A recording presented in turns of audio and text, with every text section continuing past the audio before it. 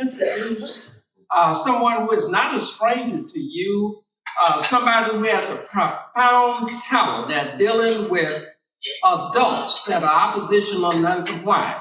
I urge you to listen to his show, Politics Done Right, because I squirm in my seat because I'm often saying, tell a jerk to get off the radio. But he does such a job. He has a real faculty, he has a real talent, and he's also our technical guy. So let's give him a round of applause for Egberto Willis.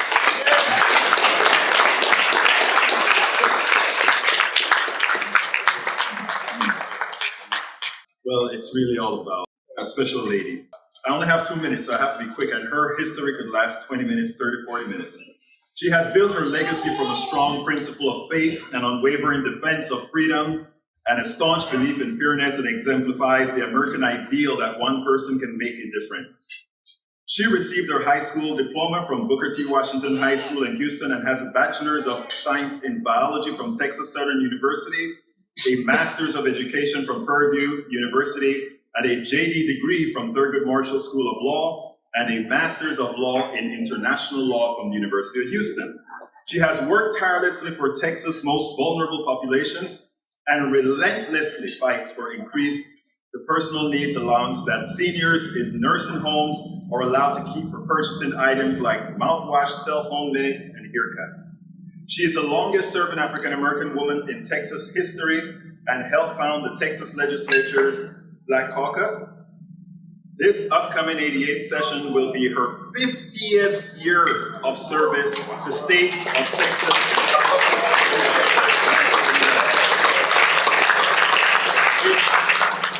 Yeah, I know. That's serving the people. You got to give that.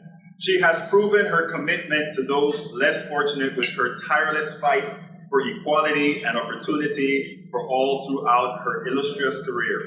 She has led the fight against human trafficking and successfully passed the James Byrd Jr. Hate Crimes Act, Texas' first and only alimony law and the state's current minimum wage law, among many, many others.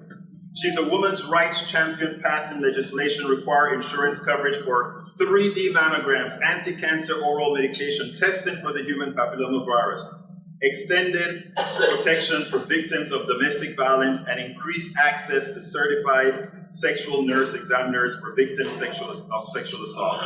She plans to reintroduce legislation that creates the Brain Institute of Texas, designed to award $3 billion in grants to public and private entities studying diseases of the brain, such as Alzheimer's, autism, traumatic brain injuries, mental health disorders, multiple sclerosis, and much more. And having a daughter who's just had a stroke, thank you so kindly. She's an Alpha Kappa Alpha sorority member, but without further ado, I'm proud to introduce the Houston Peace and Justice Center Local Peacemaker Awardee, the Dean of the Texas House of Representatives, Texas Women's Hall of Famer, the Honorable Senora Representative Senfronia Thompson.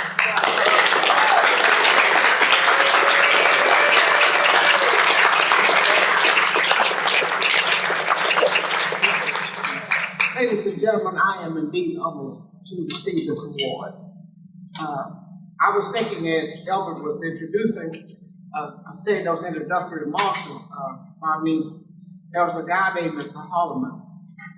He was 91 years old, and this was just before Katrina. And he was helping me to try to get an increase in the personal care needs in nursing homes. And you can just imagine, you get a diaper in the morning and you get a diaper at night. But you may need a diaper change between those two times. And he was saying, Ms. Thompson, I guess we're gonna have to wait the next session. And I said, can't repeat it in this audience though, but we're gonna get that money. We needed $39 million. I called Governor Perry up. He called me back at my desk. Senfronia, I just don't see how I can give you that. I said, well, I don't see how you can't give me that. So we kept talking about it. And we kept talking about it a lot. Finally got him down to the point that he did. And he finally conceded that he would give us the money. I just pleaded with him. I just wore him out all that day.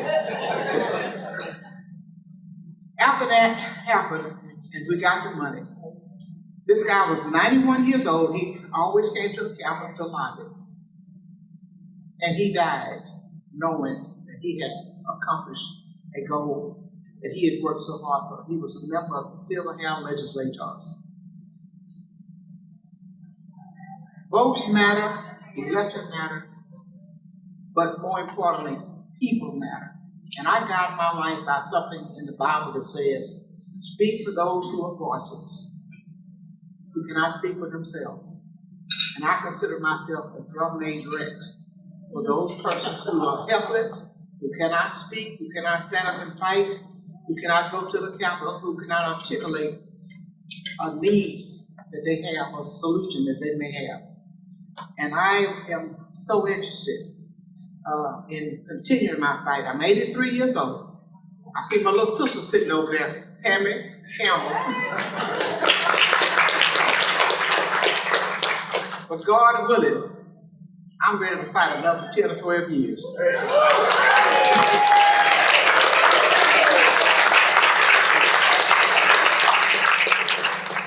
Thank you for your graciousness. Thank you for this award tonight.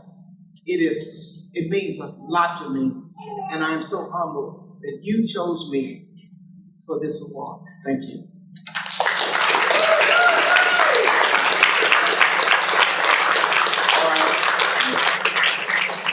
Here we go.